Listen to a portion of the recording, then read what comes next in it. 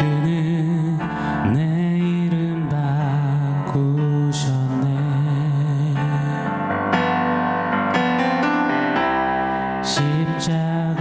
십자가에서 그는 내 이름 바꾸셨네. 고아에서 아들로 거절해서 용납으로 죄인에서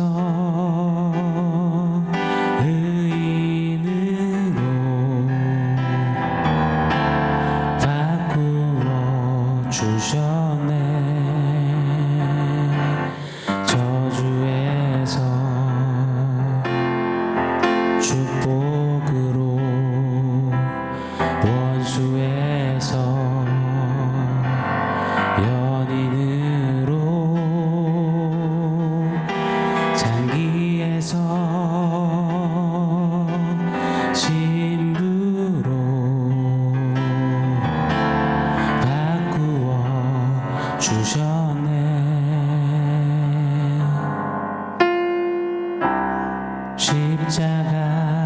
십자가에서 그는 내 이름 바꾸셨네.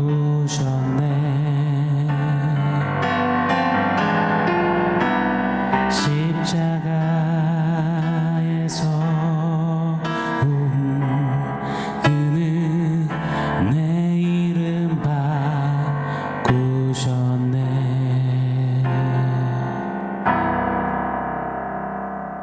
샬롬. 오늘 우리에게 주신 하나님 말씀은 갈라디아서 3장 14절입니다. 우리 한 목소리로 같이 읽겠습니다. 이는 그리스도 예수 안에서 아브라함의 복이 이방인에게 미치게 하고 또 우리로 하여금 믿음으로 말미암아 성령의 약속을 받게 하려 함이라. 아멘.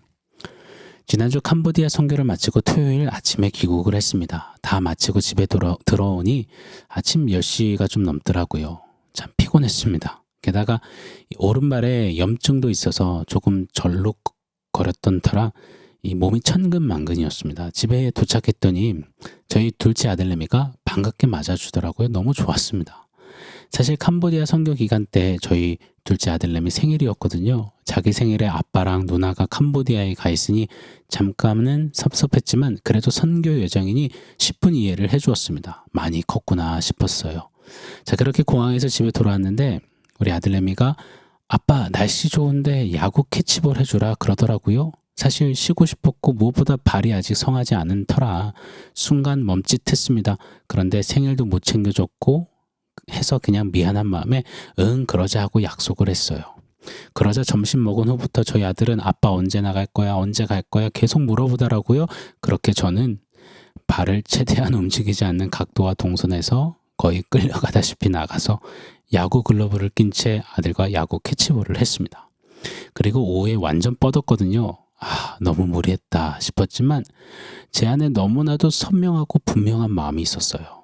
전 아들과의 약속을 정말이지 깨트리고 싶지 않았더라고요. 사실 아이들에게는 생일날은 무언의 약속이잖아요. 이날만큼은 아빠 엄마가 무조건 자기를 위해주고 축하해주고 함께 해줘야 한다는 약속 말입니다.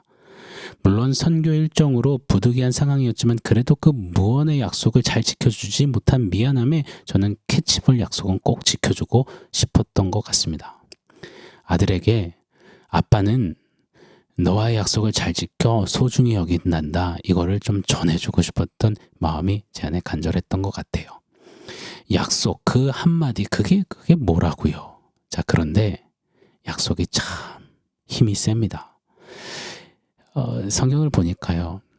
약속을 목숨처럼 여기시는 분이 계시더라고요.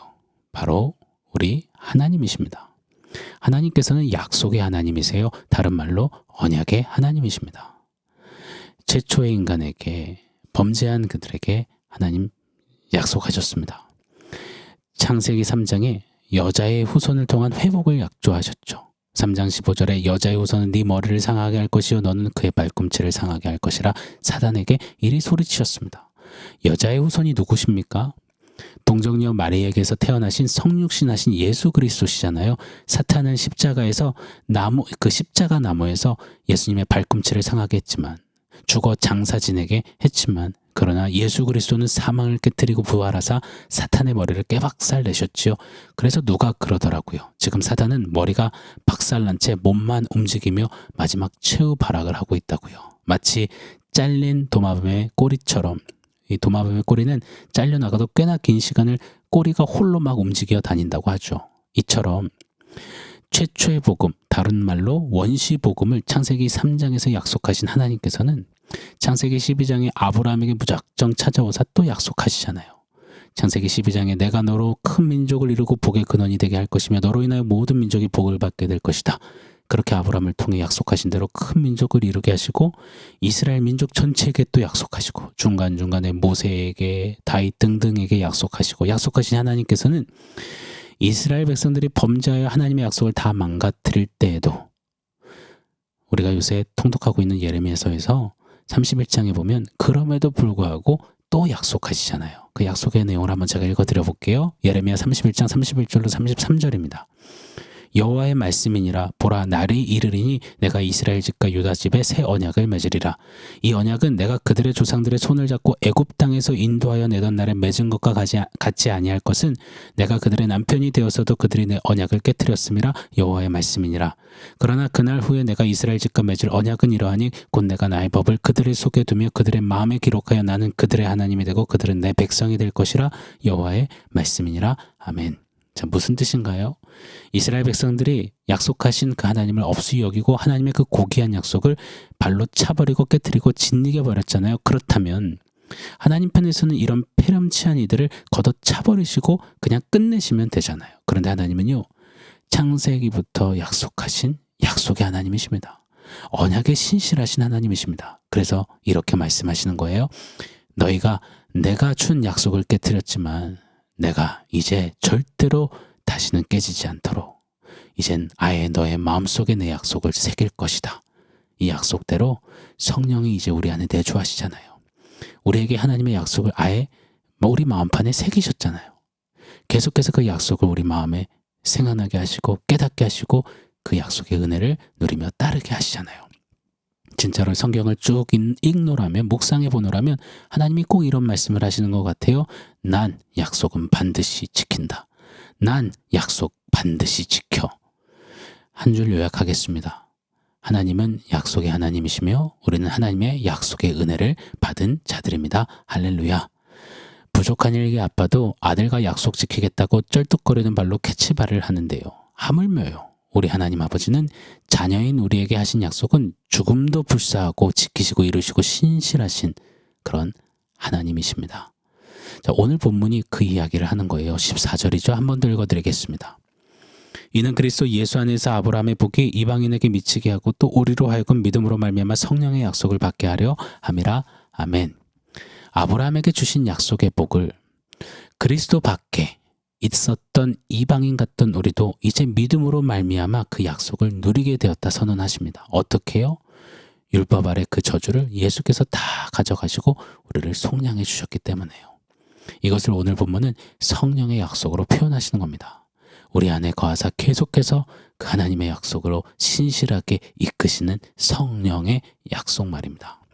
자, 오늘 이 약속하시는 하나님 앞에서 우리가 한 가지를 꼭 생각해 보고 싶습니다. 말씀을 준비하면서 좀 계속 되뇌이게 되었어요. 성경을 보면 약속의 하나님이 그 약속을 신실히 지키시고 이루어 가시면서 때로는 당신의 백성, 당신의 자녀들을 회초리질 징계하심을 봅니다. 왜요? 이 고귀한 하나님의 약속을 너무나 가볍게 여기기 때문입니다. 이 약속을 밥 먹듯이 깨버리려 하기 때문입니다. 그래서 하나님이 징계하시며 그 약속을 지켜내시는 것을 봅니다. 마찬가지예요. 율법을 항상 지킬 수 없는, 그래서 저주가 드리어진 운명 우리 아닙니까? 그런데 예수께서 나무에 달리사 그 저주를 대신 가져가 없애주셨습니다. 속량 구속하셨습니다. 그래서 우리는 이제 율법의 저주에서 자유합니다. 자, 그럼 자유한 우리가 어떠합니까? 감격하며 주님 더 신실히 따라갑니까? 아니더라고요. 율법 뭔 상관이래. 난 다 어겨도 상관없어. 오늘식으로 하자면 말씀 뭔 상관이래. 난 저주에서 이미 자유한 몸인데 말씀 지키든 말든 상관없어. 아무 피해도 없어. 아무 일도 안 생겨. 믿었는데 뭘 구원받았는데 뭐가 문제야? 여러분, 아닙니다. 하나님은 약속의 대상인 하나님의 자녀들이 약속의 자녀답게 건강하고 바르고 신실하게 하나님의 약속 안에서 그 말씀 속에서 살기를 원하십니다. 그래서 이를 위해서라면 징계하시는 하나님이세요. 하나님의 약속과 징계는 마치 짝꿍처럼 늘 붙어 다닌다라는 생각이 듭니다. 다시요. 예수 안에 있는 우리에게는 저주는 끝났습니다. 그러나 징계는 여전합니다. 저주는 하나님의 맹렬한 진노 그 공의에서 나오는 것이지만 징계는 하나님의 사랑에서 나오는 것이기 때문입니다. 사랑하시는 아버지께서 우리를 그 약속 안에 그까지 끌고 가시려 사랑에 징계하시는 것입니다. 자, 가령 그렇잖아요. 제가 아들하고는 아빠와 아들이라는 약속 관계가 생긴 거잖아요. 그래서 제게는 막 사랑해서 퍼주고 싶고 무조건 약속을 지켜주겠다라는 책임감이 있습니다. 그러나 동시에 제 아들이 아들답게 한 반듯한 인생답게 자라서 건강하고 바르고 훌륭한 사람으로 커가는 일을 위해서라면 양육하고 훈계하고 지도하고 도와줘야 할 의무가 있습니다. 그래서 집안에서 휴대폰 사용 제한 시간을 두고요. 숙제부터 하고 놀기, 집에 들어오면 손부터 무조건 씻기 등등 원칙을 세워서 양육합니다. 그러다가 아이가 빗나가거나 엇나가고자 할 때는 회초리를 들기도 합니다. 손 들고 벌서게 만듭니다. 자녀에게는 도무지 이해가 안 되는 역설이죠. 널 사랑해서 때리는 거야. 사랑, 그리고 사랑의 매, 사랑의 회초리. 자녀가 정말 어려워하는 주제입니다. 그러나 부모에게는 너무나 말이 되는 진심 사랑이잖아요. 자식밖에 모르는 절절한 마음, 바로 사랑, 사랑의 매 아니겠습니까? 자, 우리 하나님은 사랑의 매에 대해서, 사랑의 회초리에 대해서 어떻게 생각하실까요? 히브리서 12장 6절로 11절을 제가 세 번역으로 한번 읽어드리겠습니다. 주님께서는 사랑하시는 사람을 징계하시고 받아들이시는 아들마다 채찍질하신다. 징계를 받을 때 참아내십시오. 하나님께서는 자녀에게 대하시듯이 여러분에게 대하십니다. 아버지가 징계하지 않는 자녀가 어디에 있겠습니까? 모든 자녀가 받은 징계를 여러분이 받지 않는다고 하면 여러분은 사생아이지 참 자녀가 아닙니다. 우리가 육신의 아버지도 훈육자로 모시고 공경하거든 하물며 영들의 아버지께서 아버지께 복종하고 살아야 한다는 것은 너무나 당연한 일이 아니겠습니까?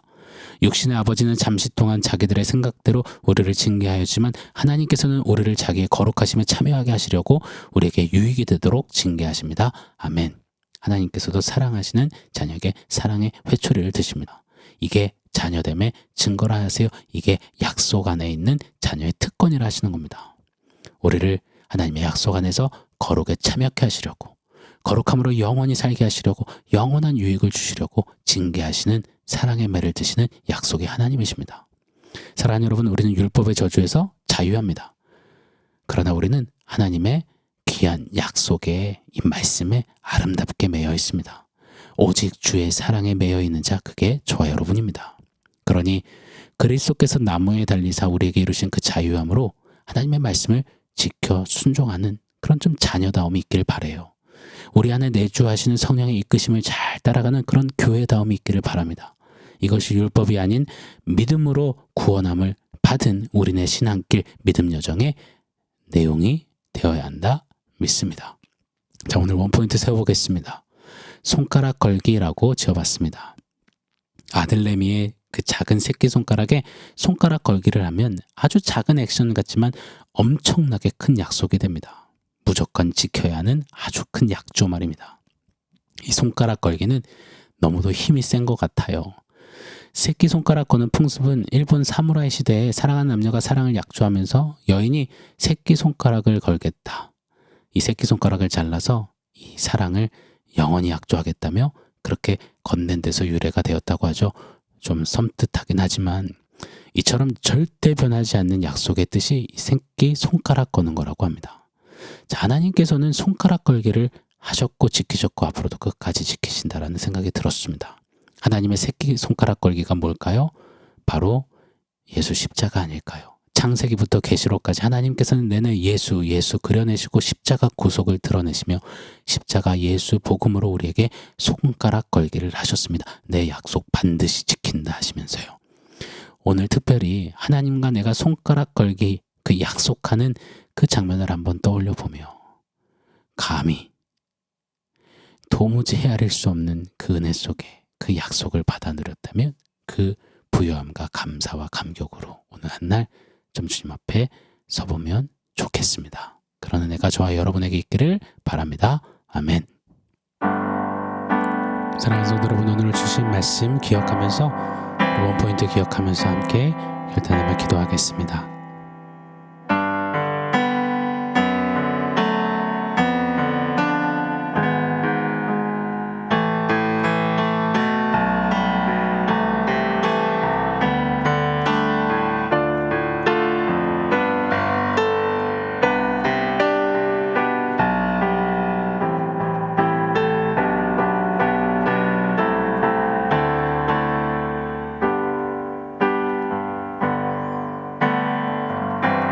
하나님, 우리가 엉망진창일 때도 끝까지 약속을 지키시는 신실하신 하나님께 감사와 찬송을 올려드립니다. 십자가 대속의 죽음까지 불사하시면서 하나님의 언약을 지켜내셨던 그 하나님 은혜 앞에 서서 그 약속의 부요함, 주님 그 약속 안에서 주님 사랑에 매여 있는 그 풍성함을 기억하며 이제 약속의 자녀답게 믿음으로 주님 앞에 더욱더 힘껏 살아내는 우리가 되게 하여 주시옵소서. 예수님의 이름으로 기도합니다. 아멘.